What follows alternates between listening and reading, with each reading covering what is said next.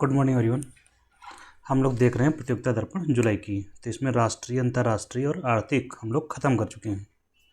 अभी हम लोग अपॉइंटमेंट्स वगैरह देखते हैं उसी के आगे। तो पहला है एक जो शब्द संक्षेप आता है वो देख लेते हैं, फिर आगे बढ़ते हैं हम लोग। तो शब्द संक्षेप में एक शब्द है उल्लास। ULLAS, उल्लास। क्या है इसका full form? Understanding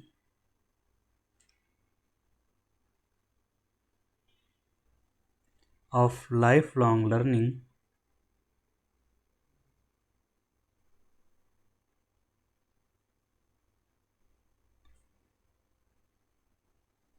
for all in society.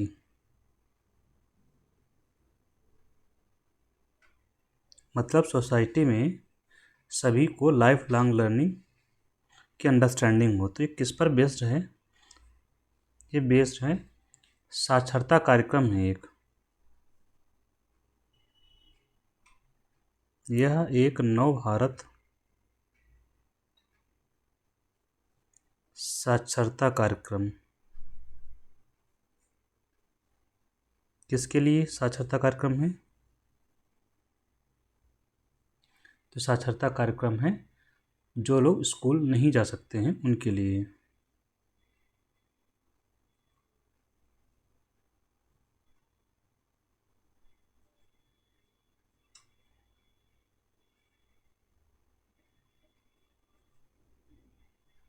Plus जिनकी उम्र 15 वर्ष या उससे अधिक है।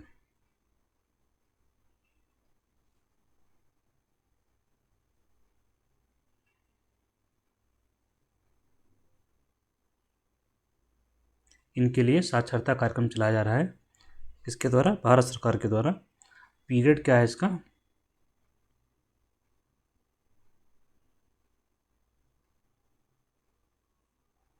2022 से 2027 के लिए।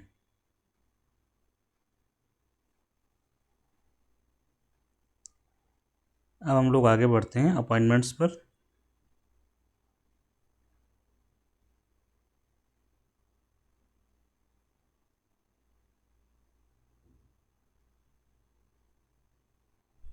सरकार के द्वारा जो नियुक्तियां हुई हैं इस महीने में, उनको देखते हैं। तो फर्स्ट अपॉइंटमेंट है नर्मदेश्वर तिवारी का।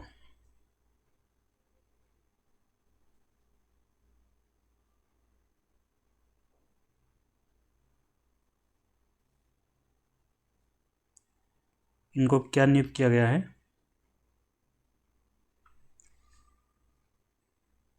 वायुसेना के उप प्रमुख। वायुसेना का उप प्रमुख नियुक्त किया गया है।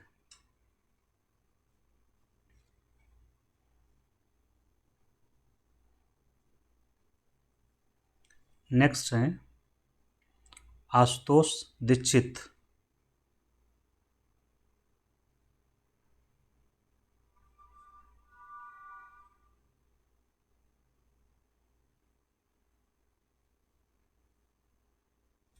इन्हें क्या नियुक्त किया गया है? Chief of the integral staff नियुक्त किया गया है। चीफ ऑफ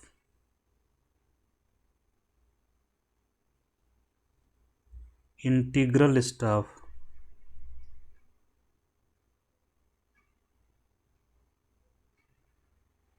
मतलब एकीकृत रक्षा स्टाफ का प्रमुख।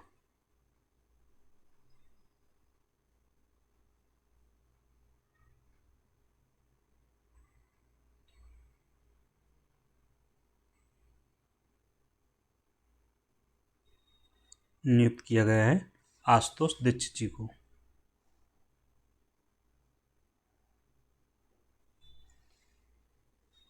नेक्स्ट है आलोक जोशी।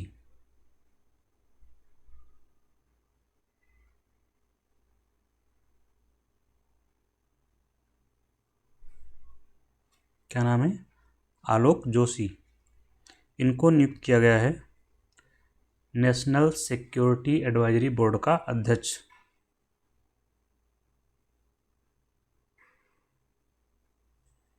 राष्ट्रीय सुरक्षा सलाहकार बोर्ड।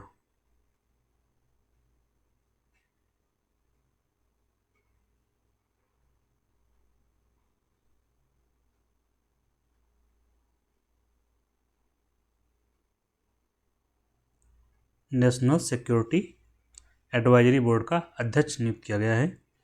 ये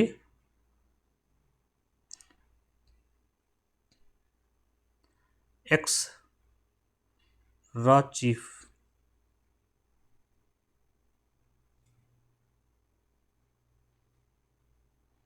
इसका मतलब क्या हो, इससे पहले रा के मुखिया रह चुके हैं। रॉ आप लोग समझ रहे होंगे, रिसर्च एंड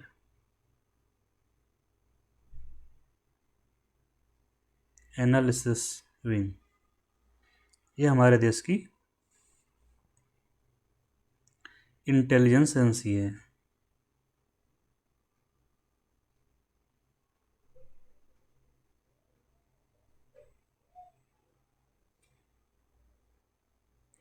वही फॉरेन इंटेलिजेंस एजेंसी है, मतलब वाह, देश के बाहर इंटेलिजेंस गैदर करने का काम करती है। देश के अंदर जो इंटेलिजेंस गैदर करती है वो कौन सी है एजेंसी, दैट इज आईबी।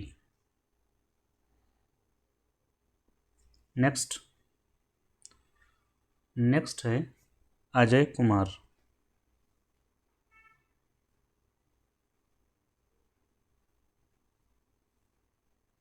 इनको क्या बनाया गया है, संघ लोक सेवा आयोग का अध्यक्ष।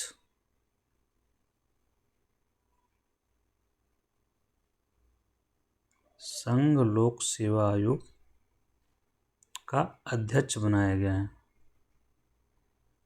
संघ लोक सेवा आयोग जो सिविल सर्विस की परीक्षा कंडक्ट करवाता है वो, और इस पद पर ये भी रहेंगे जो कोई अध्यक्ष होता है यूपीएससी का, तो उसका कार्यकाल कितना होता है,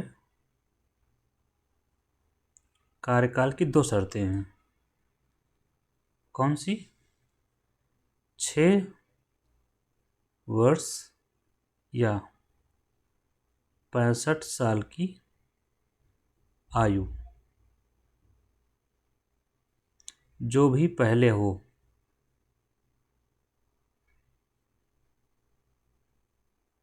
इसका मतलब क्या हुआ, जिस तारीख को ये नियुक्त होंगे उस तारीख से 6 साल तक ये पद पर बने रहेंगे, एक। दूसरा, ये 65 साल की उम्र तक बने रहेंगे। तो अगर 6 साल उनके पहले पूरा हो गए 65 साल की आयु के, तो 6 साल इनका टेन्योर रहेगा। और अगर इनकी 65 साल की उम्र पहले पूरा हो जाती है तो जो भी पीरियड इनका हो उस समय तक रहेंगे। ठीक, इसके बाद नेक्स्ट क्या है,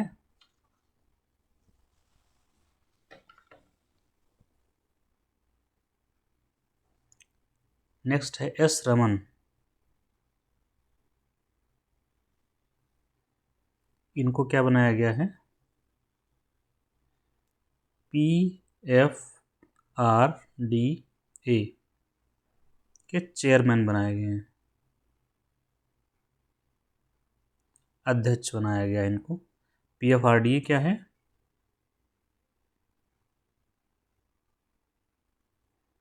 पेंशन फंड रेगुलेटरी एंड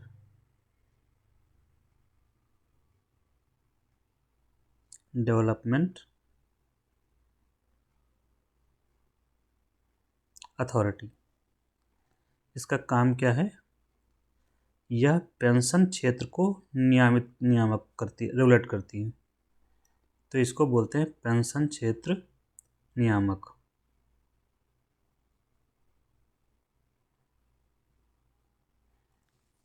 जैसे हमारे जो देश में कई नियामक बॉडीज़ हैं, नियामक निकाय हैं, हर क्षेत्र के लिए अलग अलग रेगुलेटरी बॉडी हैं। नियामक निकाय के इंग्लिश रेगुलेटरी बॉडी।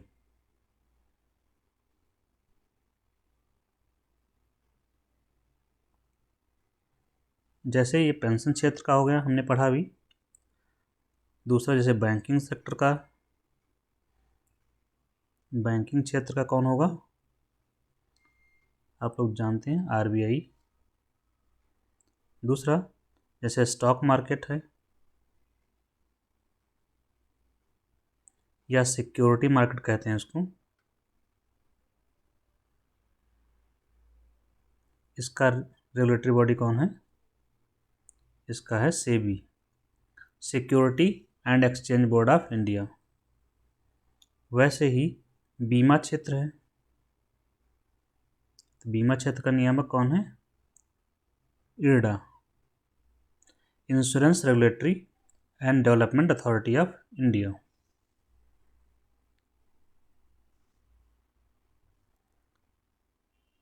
नेक्स्ट क्या है, पोप लियो।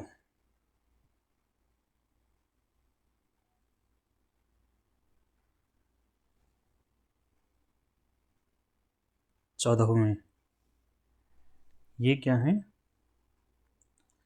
इनको पोप चुना गया है, क्या है, रोमन कैथोलिक चर्च के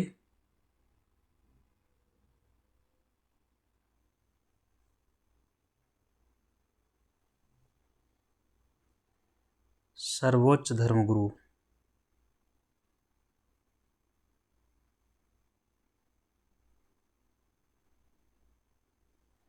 चुने गए हैं, तो ये क्या हुआ, चुने गए हैं।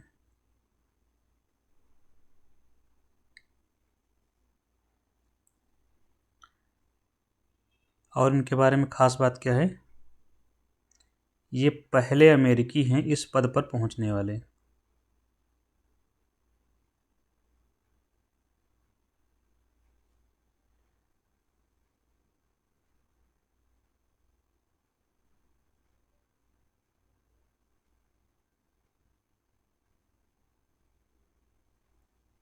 और इनका जो क्या नाम है, इनका वास्तविक जो नाम है, इन्होंने नाम बदला है जब चुने गए हैं उसके बाद में। तो इनका जो वास्तविक नाम है, जब ये अमेरिका में चर्च में थे तब इनका नाम रॉबर्ट प्रीवोस्ट था।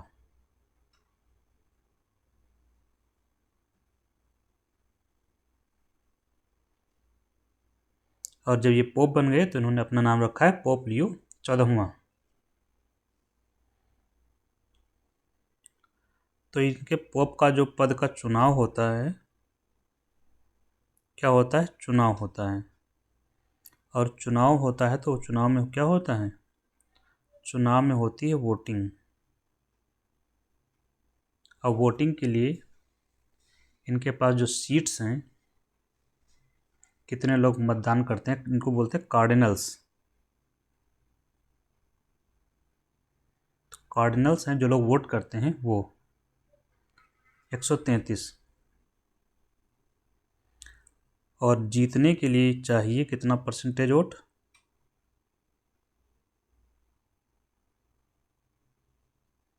2/3 वोट चाहिए।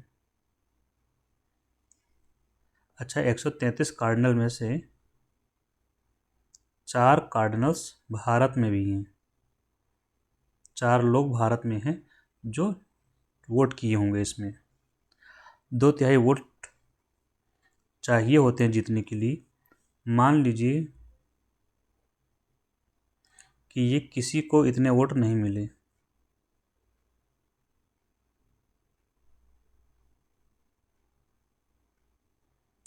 तो ऐसी स्थिति में इसकी जानकारी कैसे दी जाती है,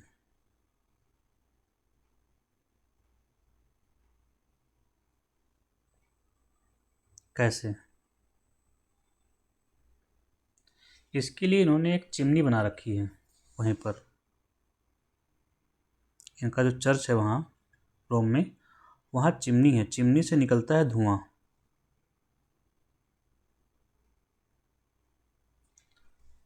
अगर सफ़ेद धुआं बाहर आ रहा है, चिमनी से आया, तो इसका मैसेज, इसका मतलब है कि पोप चुन लिए गए हैं।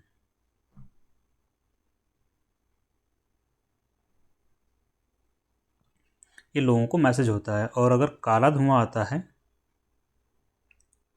बाहर, तो इसका मतलब होता है कि अभी नहीं चुना गया या पर्याप्त वोट नहीं प्राप्त हुए हैं।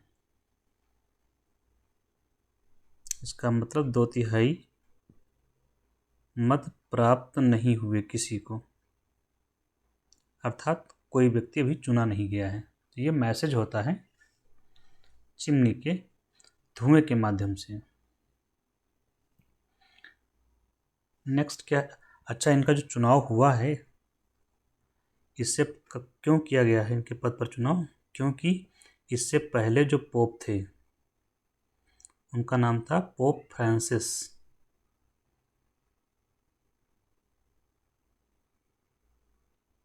इनका निधन हो गया, इसकी वजह से वहाँ पर चुनाव करवाया गया। चुनाव में पोप लियो चुने गए पोप।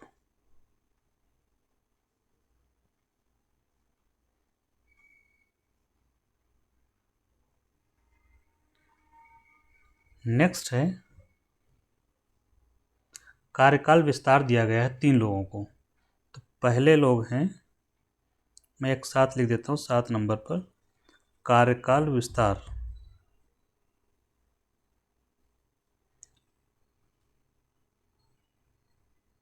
एक साल का।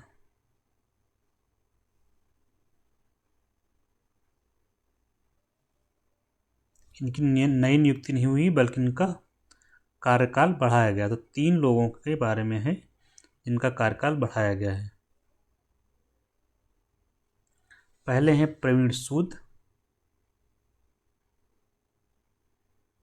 इनको 1 साल का विस्तार दिया गया है। कौन से पद पर ये थे? सीबीआई के डायरेक्टर। डायरेक्टर को हिंदी में बोलते हैं निदेशक। दूसरे हैं तपन कुमार डेका, इनको भी 1 साल का विस्तार दिया गया है। और ये कौन से पद पर थे? आईबी के डायरेक्टर थे, इंटेलिजेंस ब्यूरो के डायरेक्टर। डायरेक्टर इज निर्देशक, निर्देशक नहीं निदेशक होता है यहाँ पे। और इसके बाद है समीरवी कामत, इनको भी 1 साल का सेवा विस्तार दिया गया है। और ये थे डीआरडीओ के चेयरमैन। तो अभी डीआरडीओ के चेयरमैन ही रहेंगे। चेयरमैन मतलब अध्यक्ष। तो इन 3 लोगों को सेवा विस्तार दिया गया है। अब नेक्स्ट हम लोग पढ़ते हैं अवार्ड्स एंड ऑनर्स, पुरस्कार और सम्मान।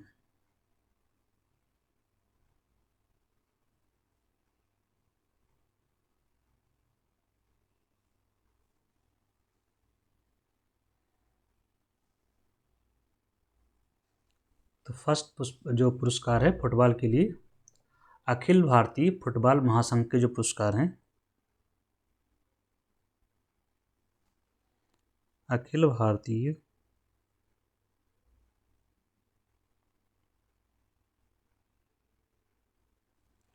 फुटबॉल महासंघ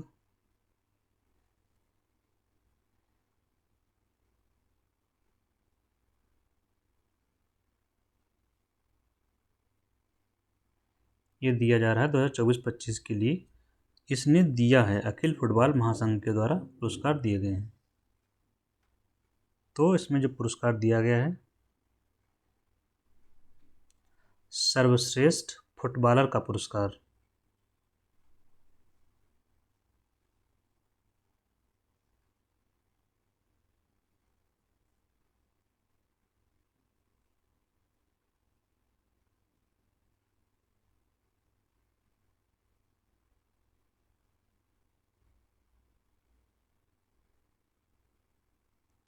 ये भारत का संगठन है फुटबॉल के लिए ना, तो फुटबॉल के क्षेत्र में दिया जाएगा सर्वश्रेष्ठ फुटबॉलर का पुरस्कार। तो मेल के लिए अलग दिया जाएगा और फीमेल के लिए अलग, मतलब पुरुषों में सर्वश्रेष्ठ फुटबॉलर कौन रहा और महिलाओं में सर्वश्रेष्ठ फुटबॉलर कौन रहा। तो पुरुष का जो दिया गया सर्वश्रेष्ठ फुटबॉलर का पुरस्कार वो शुभाशीष को दिया गया है।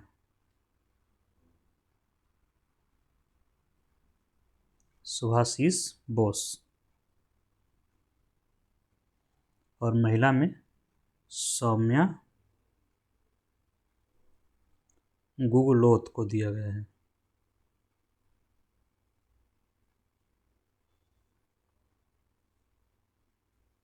तो ये दोनों याद रखेंगे जो हमारे काम के हैं।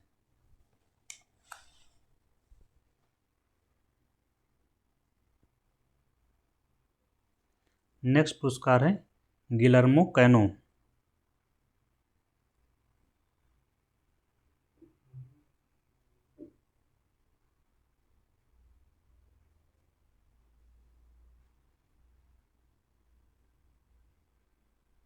विश्व प्रेस स्वतंत्रता पुरस्कार।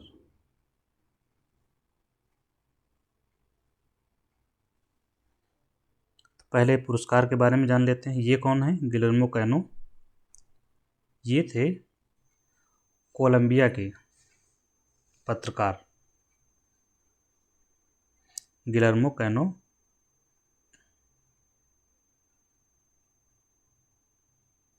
कोलंबिया के पत्रकार थे। इन्हीं की स्मृति में ये पुरस्कार दिया जाता है। इनकी हत्या कर दी गई थी। कब? 1986 में। इन्हीं की याद में इस पुरस्कार का नाम रखा गया है। और देता कौन है पुरस्कार?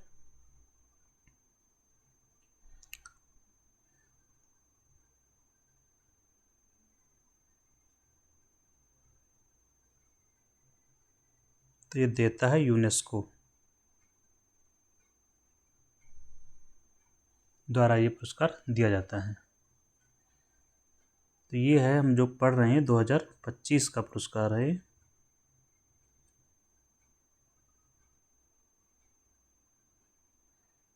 किसे दिया है?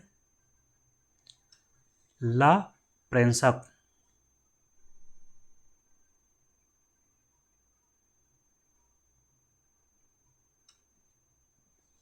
ला प्रेंसा को दिया गया है। ये निकारागुआ के समाचार पत्र हैं।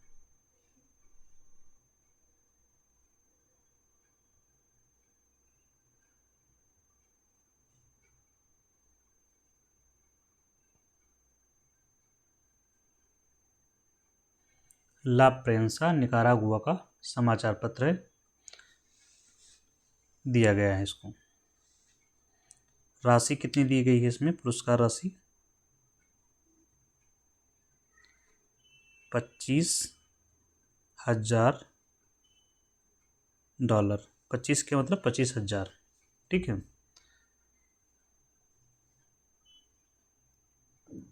और अगर यहाँ पर ये 25 का पुरस्कार दिया गया है, 2024 का पुरस्कार किसको दिया गया था?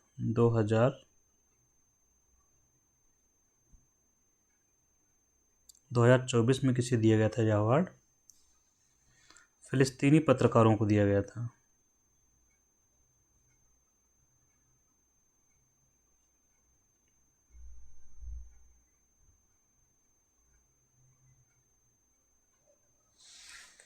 तो याद रखेंगे यूनेस्को के द्वारा दिया जाता है ये पुरस्कार। और किस क्षेत्र में दिया जाता है? प्रेस या पत्रकारिता के क्षेत्र में, प्रेस स्वतंत्रता के क्षेत्र में दिया जाता है। नेक्स्ट है पुलित्जर प्राइज।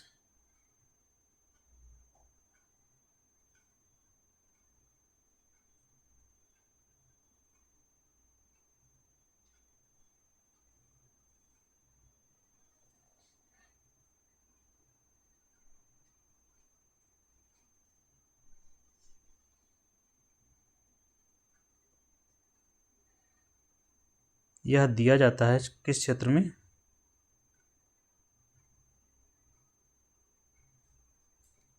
पत्रकारिता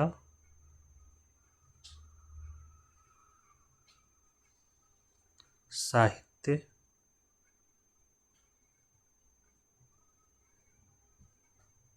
ड्रामा व संगीत। मुख्य रूप से आपसे एग्जाम में जो पूछा जाता है तो आपको जवाब देना है पत्रकारिता। मुख्य रूप से यही ऑप्शन रहता है। तो पुलित्जर प्राइज पत्रकारिता के लिए दिया जाता है।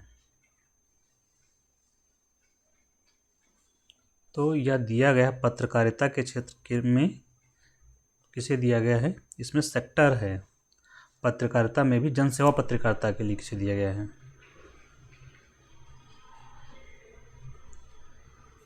तो जनसेवा के लिए दिया गया है पब्लिक सर्विस कैलिफोर्निया के ProPublica के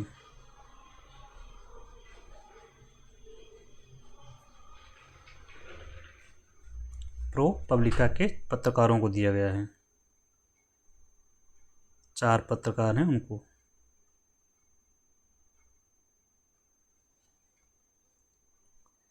ऐसे ही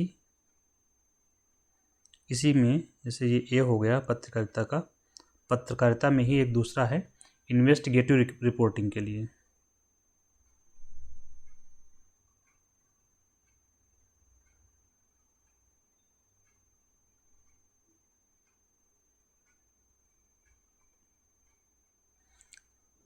इसमें दिया गया है राइटर्स का जो स्टाफ है उसको।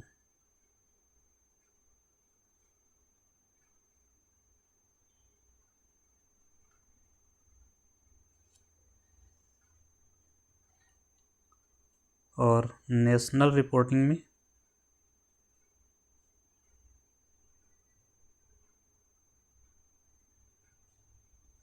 वॉल स्ट्रीट जर्नल को, वॉल स्ट्रीट जर्नल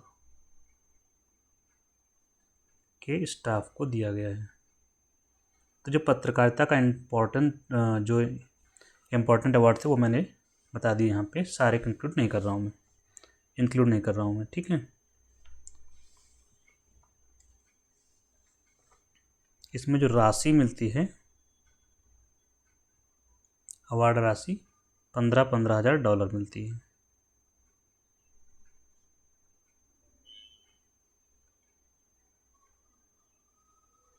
नेक्स्ट है स्टॉकहोम वाटर प्राइज।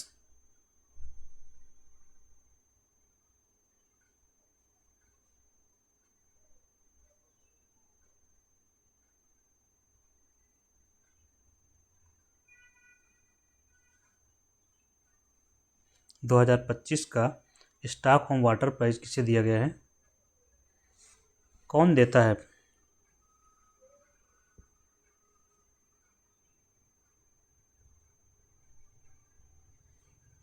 तो स्वीडन में ही एक है Stockholm international water institute.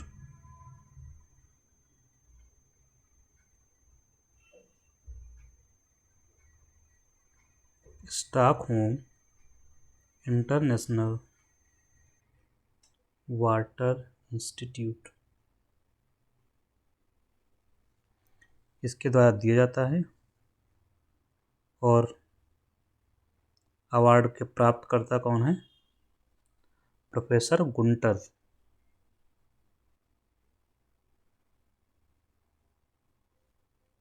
Blast, इनको दिया गया है।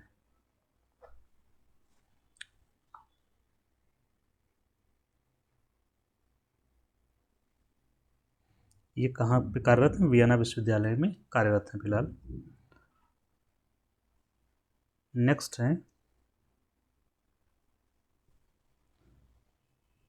इंटरनेशनल बुकर पुरस्कार।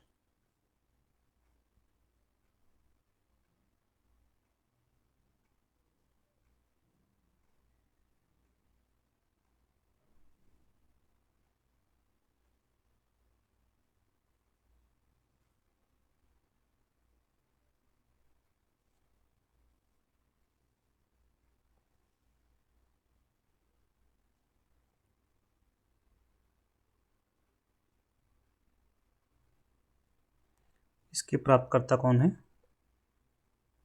इसमें 2 लोग हैं, एक है बानू मुश्ताक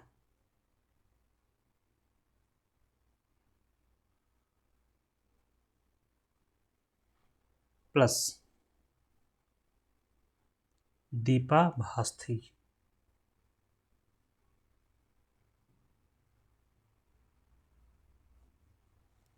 ये अनुवादक हैं इनकी पुस्तक की।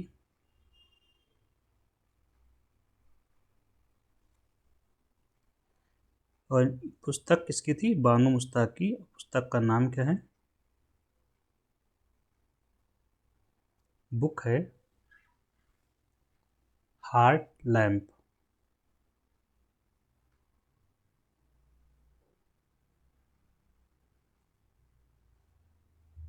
इनकी पुस्तक जो थी बानू मुश्ताक की, ये पुस्तक थी कन्नड़ में।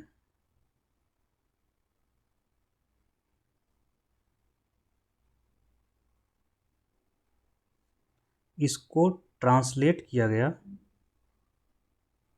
दीपा भास्ती ने अनुवाद किया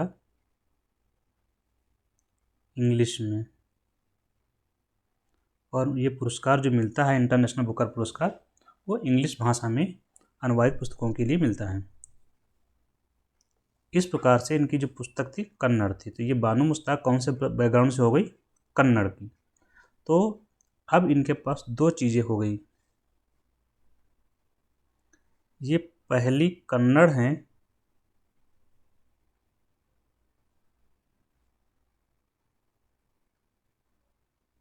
जिन्हें यह पुरस्कार मिला। अब पहली कन्नड़ लेखिका जो इंटरनेशनल बुकर पुरस्कार से सम्मानित हुई हैं।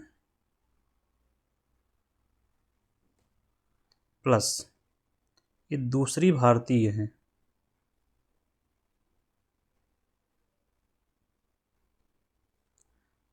ये प्राइज प्राप्त करने वाली।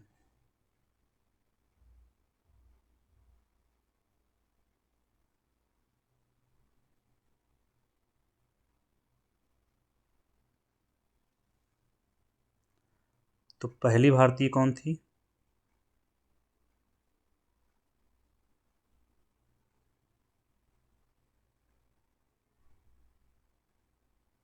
पहली भारतीय थी गीतांजलि श्री।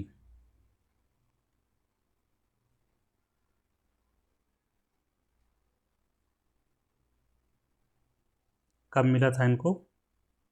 2022 में। इनकी पुस्तक का नाम टॉम ऑफ द सैंड।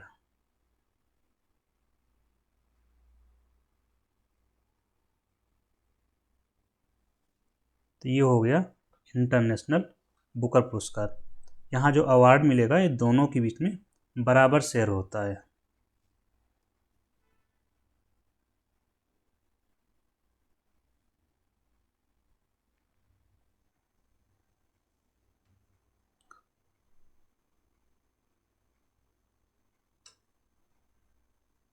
पुरस्कार राशि कितनी मिली है?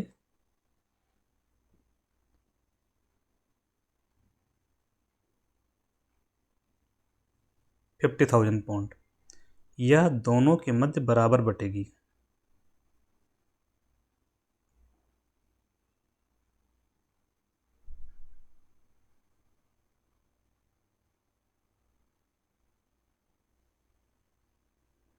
तो ये हो गया आपका इंटरनेशनल बुकर पुरस्कार।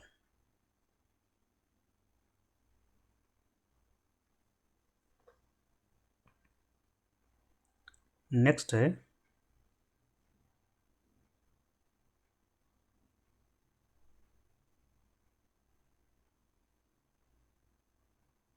नीरज चोपड़ा को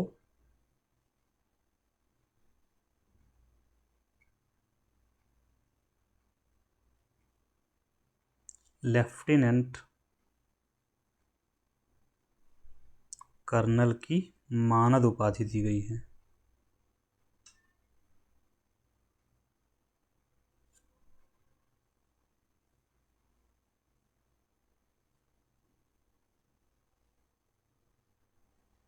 नीरज चोपड़ा के बारे में आप लोग जानते होंगे। ये क्या कौन सा खेल खेलते हैं? भाला फेंक, जिसमें भाला को फेंकना होता है। जो जितनी दूरी तक फेंकेगा वही विजेता होगा। मतलब जो सबसे अधिक दूरी तक भाला को फेंकता है वो विजेता होता है। इसको बोलते हैं जैवलिन थ्रो।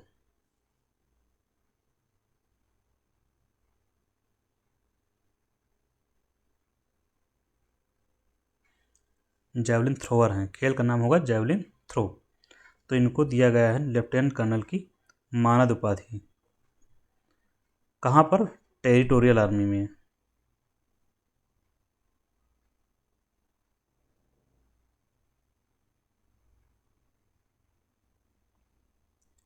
इसके अलावा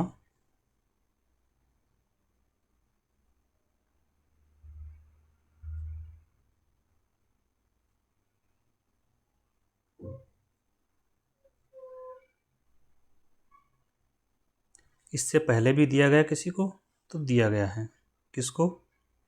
इससे पहले हमारे जो क्रिकेटर हैं MS धोनी और कपिल देव साहब को, और अभिनव बिंद्रा शूटर जो हैं।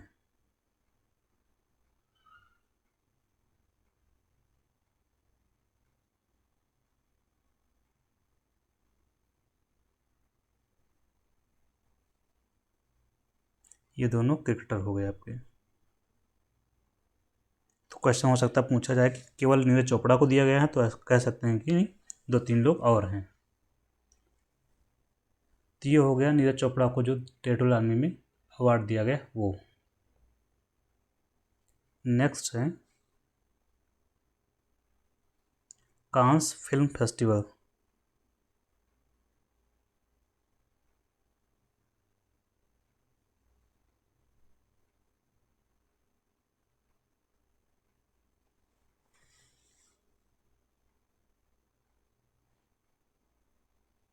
कांस फिल्म फेस्टिवल क्या होता है?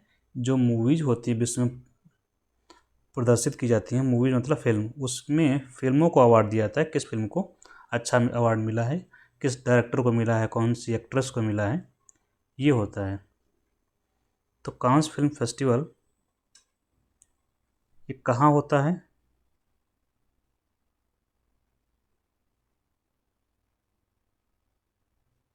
तो इसका आयोजन होता है कांस में।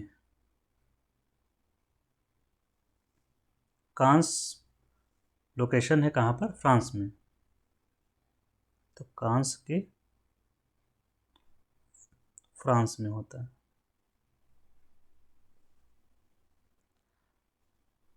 तो यहाँ पर देखते हैं जो पुरस्कार दिए गए हैं।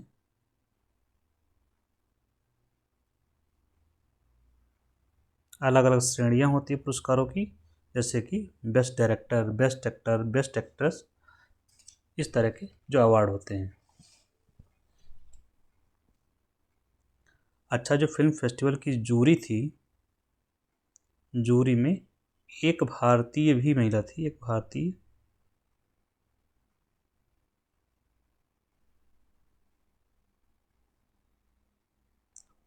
क्या नाम था उनका?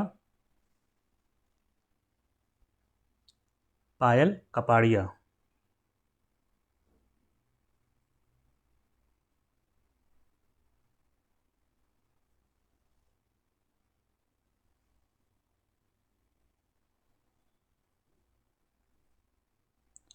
तो सर्वश्रेष्ठ फिल्म का पुरस्कार किसे दिया गया है?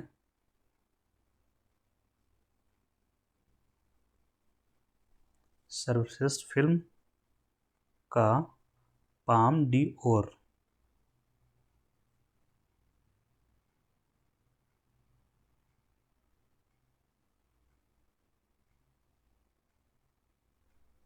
बेस्ट फिल्म का जो अवार्ड होता है उसी को बोलते हैं पाम डी ओर पुरस्कार।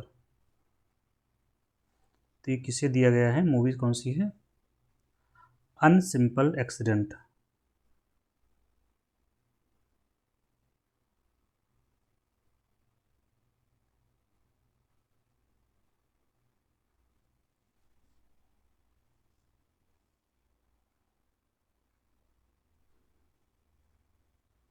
सर्वश्रेष्ठ अभिनेता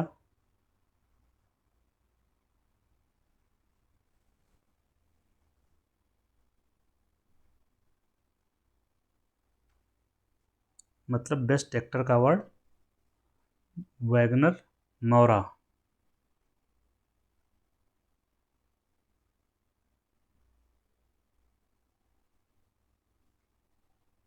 ये कहाँ के हैं?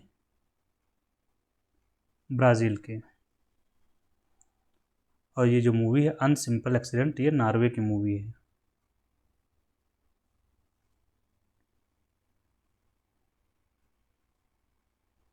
सर्वश्रेष्ठ अभिनेत्री एक्ट्रेस ये दिया गया है नादिया मेलिटी को।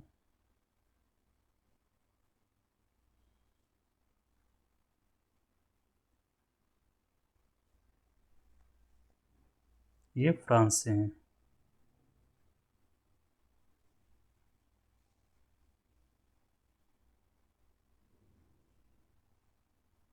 सर्वश्रेष्ठ निर्देशक का पुरस्कार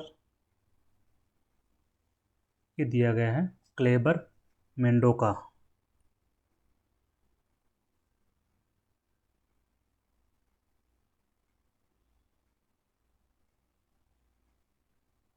ये भी ब्राज़ील से हैं।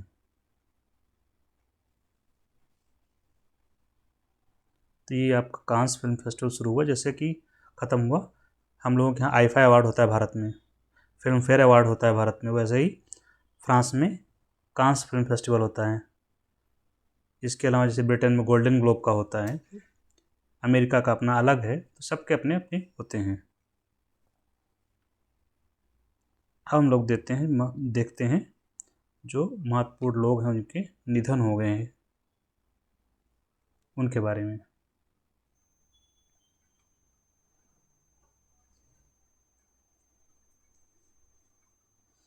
तो पहले हैं गिरिजा व्यास।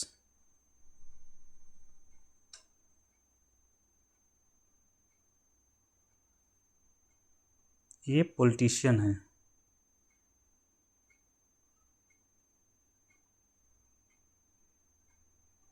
जिनका निधन हुआ है। नेक्स्ट हैं M.R. श्रीनिवासन।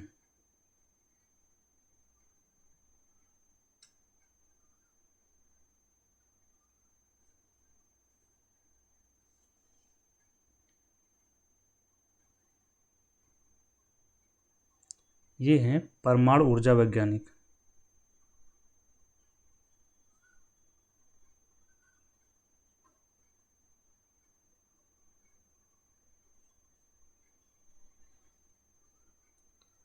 और इनका जो योगदान रहा, ये भारत के जो परमाणु ऊर्जा आयोग है उसके चेयरमैन भी रहे।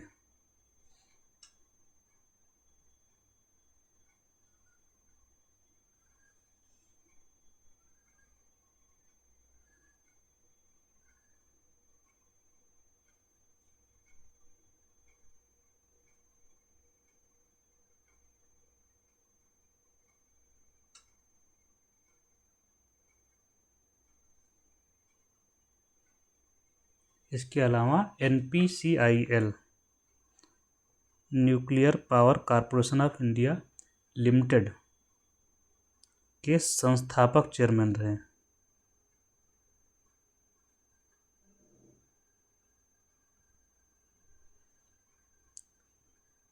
इसकी स्थापना 1987।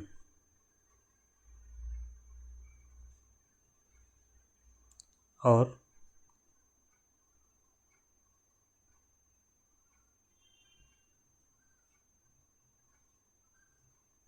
पुरस्कार इनको दिए गए, तो भारत के तीनों पद्म पुरस्कार इनको प्राप्त हैं।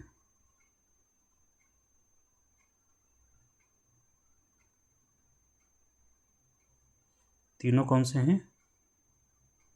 सबसे छोटा है पद्मश्री पुरस्कार, इससे बड़ा है पद्म भूषण पुरस्कार, और इससे बड़ा है विभूषण पुरस्कार। तो ये तीनों ही पुरस्कार इनको मिले हैं, भूषण, विभूषण और श्री। तो सबसे छोटा है ये, फिर ये, फिर ये सिविलियन अवार्ड्स भारत के जो नागरिक सम्मान है वो हैं। तो सबसे बड़ा कौन सा होता है? सबसे बड़ा नागरिक सम्मान है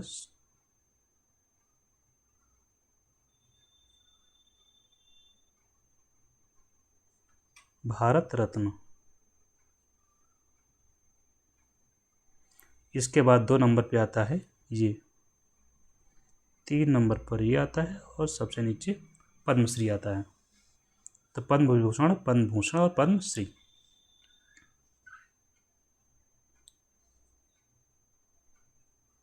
नेक्स्ट है जयंत विष्णु नार्लिकर।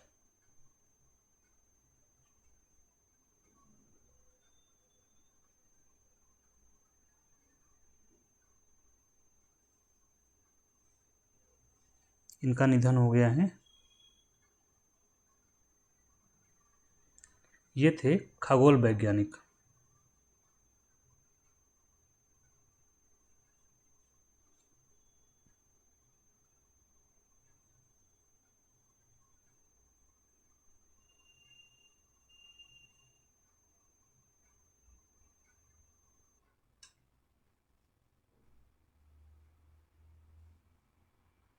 एस्ट्रोफिजिसिस्ट।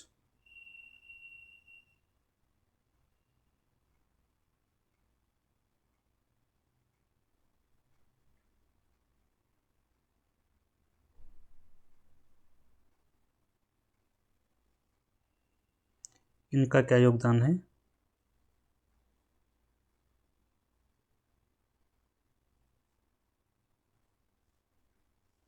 दो महत्वपूर्ण योगदान इनके हैं। एक है, इन्होंने दिया है होयल नार्लिकर का सिद्धांत।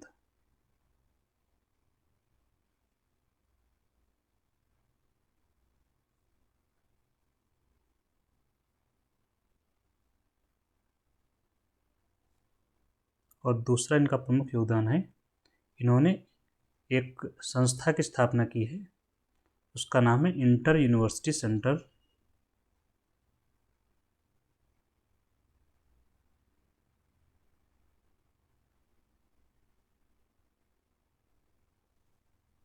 For astronomy and astrophysics.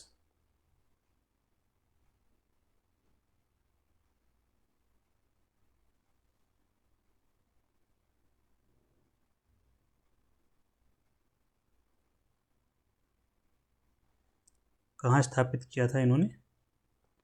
Pune में। पुणे कहाँ है? महाराष्ट्र। इसकी स्थापना की इन्होंने।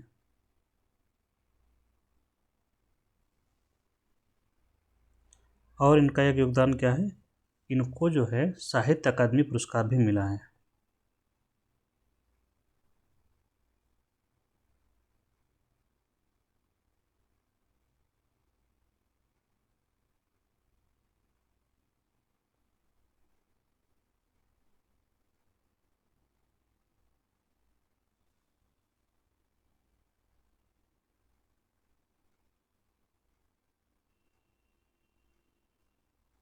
इसके अलावा पुरस्कारों में इनको 2 पुरस्कार मिले हैं,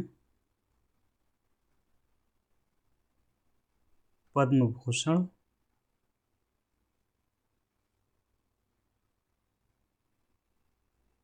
और पद्म विभूषण।